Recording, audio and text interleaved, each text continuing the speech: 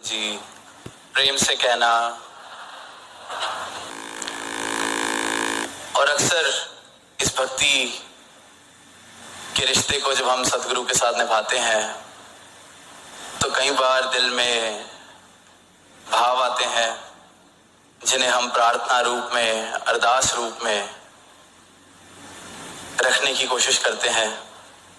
जब कभी साकार के आगे अवसर मिले तब, या फिर निरंकार रूप में हम अरदास करते हैं, प्रार्थना करते हैं।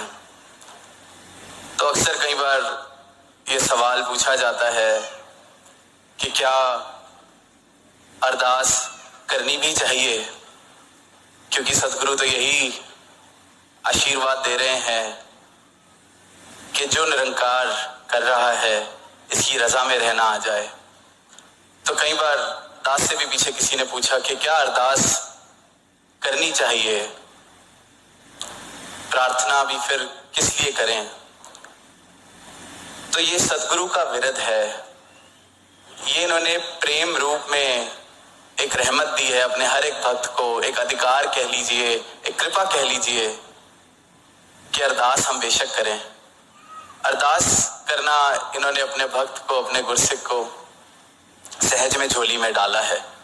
प्रार्थना इस निरंकार से, साकार से, क्योंकि हम सबको पता है कि जीवन में जो भी है इन्हीं की कृपा से, इनके दर की चाकरी से ही मिला हुआ। पर अरदास करने के लिए जहां इजाजत दी है, अरदास करना एक अधिकार रूप में भक्त के जीवन में आता है। पर अरदास होती क्या है, अक्सर कई बार उस बात से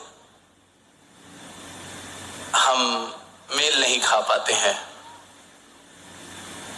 हम सिर्फ शब्द अरदास का या प्रार्थना का इस्तेमाल करके पर कर अरदास नहीं रहे होते हैं। अरदास शब्द में ही अगर हम देखते हैं तो जब तक खुद को अर्पित, समर्पित करके दास भावना के साथ वो भाव चरणों में नहीं रखे गए सदगुरु के या निरंकार के, तब तक उसको अरदास नहीं कहा जा सकता।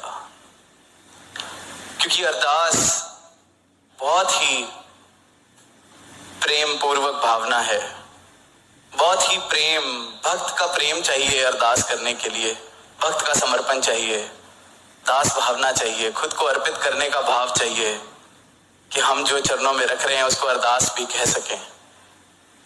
तो अरदास एक भक्त के लिए, प्रार्थना एक भक्त के लिए जितनी करना चाहे, जितनी रखना चाहे, पर वो अरदास जब तक अरदास नहीं बनती तब तक वो फिर अनेक तरह के और रूप ले लेती है। और जिद भी इतनी, परमात्मा के साथ जिद, और नाम उसके बाद हाथ जोड़ के हम प्रार्थना का दे देते हैं, अरदास का दे देते हैं। भगवान बुद्ध के जीवन में एक दृष्टांत इस रूप में आता है, दास ने पढ़ा कि उनके, कहते हैं कि हजारों भिक्षु जो उनके साथ चलते थे, कुछ नियम सबके लिए बने हुए थे, अनेक अनेक तरहों के कि जीवन किस तरह जीना है, किस तरह से कंडक्ट करना है खुद को, किस तरह से, जैसे बड़ी आम सी चीज हम सुनते हैं कि वो बौद्ध भिक्षु जिनको कहा जाता था कि वो जो मिल जाए वो खा लेते थे, घर घर जाते थे, जो कोई दे दे वही खा लें। तो जो भी शिक्षा उस वक्त उनकी रही वो इस रूप में उनको सिखाते थे। तो ऐसे ही एक भिक्षु आया भरी सभा में और कहता है कि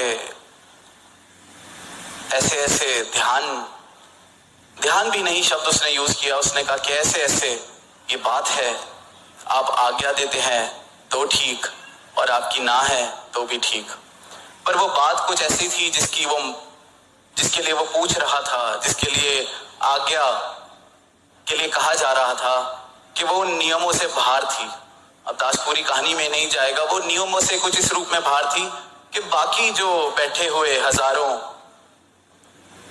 शिष्य थे, भिक्षु थे, उनमें हड़बड़ मच गई कि इस बात को मंजूरी ना दी जाए, ये बात ना मानी जाए। सब अपने गुरु के आगे, भगवान बुद्ध के आगे कहने लग गए। भगवान बुद्ध ने कहा कि उसने आज्ञा मांगी नहीं है, उसने मुझ पर छोड़ा है। फिर वो आगे से कहने लग गए कि अगर इसको आज्ञा दी जाएगी तो हमें भी दी जाए।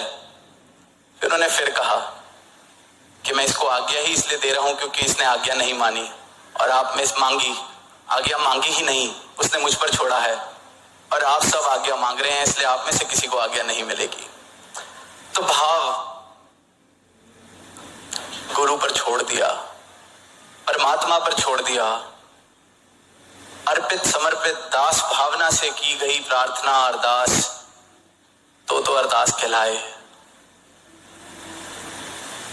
तो ये जो अध्यात्म है, ब्रह्म ज्ञान है, ये जो भक्ति भरा जीवन है, सदगुरु अपने ब्रह्म ज्ञान से हर एक इंसान के लिए आनंद के द्वार खोलता है, आनंद के महासागर में तैरने का अवसर देता है।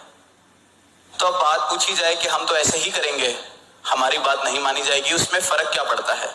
फर्क सिर्फ और सिर्फ उस एक इंसान को जिसकी अपनी अवस्था ऐसी है उसको पड़ेगा, क्योंकि सागर तो सबके लिए है, आनंद तो सबके हिस्से दिया है सदगुरु ने।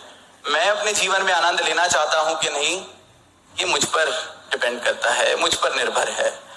इन भावों से मेरा जीवन भर जाएगा, भक्ति वाले भावों से, समर्पण वाले भावों से, तो एक आनंद भरा जीवन सहज में ही मेरे पास आ जाएगा। भाव जिंदा करो, और वही बात दास अंत में कहेगा कि भाव भक्ति के प्राण है, और भाव नहीं है तो एक लाश को तो जितना मर्जी सजा लिया जाए उसकी कोई कीमत नहीं है, कोई भी कीमत नहीं है।